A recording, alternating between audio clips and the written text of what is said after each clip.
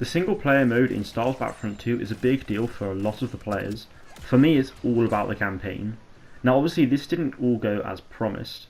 We were told that we'd get a campaign based on an Imperial story, which is, well, it's partly true for about a quarter of the campaign, and then obviously Iden turns into the Rebellion, and yeah, so it's not really Imperial. I did like the campaign, but you know, it would have been better if it was fully Imperial like we were told. But basically, over the last few days, I've been thinking about how they can maybe kind of fix the single player, not necessarily fix it, but how they can develop the single player even more. So the DLC we got for Resurrection I thought was a really great size, you know, 3 missions, nice and easy. So I thought to myself, what if we got war stories? So for those of you who don't know what war stories are, then listen closely. War stories are essentially short campaigns consisting of about 3 to maybe 5 missions, and we saw this in Battlefield 1 with 6 of these stories. All of these guys, you know, all of the characters were different people. The features returning in Battlefield 5, and this is because the war stories proved extremely popular in Battlefield 1. So I thought, why not bring it to Battlefront 2? The amount of potential the war stories feature has for Star Wars is honestly endless. They can play out like an episode of Clone Wars, for example. They can also have stories spanning across the entire Star Wars timeline. You know, things from Clone Wars, the Rebellion era, the sequels. You know, I know a lot of people don't like the sequels that much, but you know, you can add things on the sequels and develop where kind of build on where the Resurrection DLC ended. So that does set it up really nicely. So if we can get that developed, that'd be great.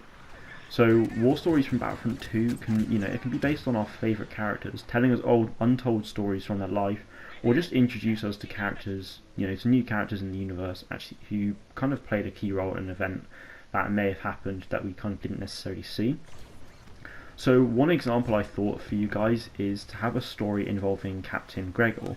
If you haven't watched the Clone Wars animated show, then if you have watched the Clone Wars animated show, you know where I'm heading with this, and if you haven't, then I do highly recommend it. So anyway, the Gregor war story. Before he ended up on Abathar, Gregor was a clone commando in Foxtrot Group, which is a commando unit based in the 212th Battalion. He took part in what is known as one of the Republic's most devastating defeats, the Battle of Sarish. A huge number of clones died, and Foxtrot Group were presumed missing or dead. So it's one of the biggest battles in the Clone Wars, yet we don't ever see it. It's got this one mention in one episode of the Clone Wars, despite being one of the biggest battles in the Clone Wars. So I thought Battlefront 2 War Stories feature could really give us a chance to see events like this. To actually play through and see what happened in such battles would be an absolutely incredible feature. So the amount of stories, you know, that they can bring to this game are honestly endless, and the creative freedom that DICE and the Lucasfilm Story Group would have in this is honestly crazy, and can provide us with some really great content. So for those single player and canon hungry players like myself, then this would be a really incredible piece of content that DICE could add to the game. Hopefully this has got you excited about what could come if we saw war stories in Battlefront 2.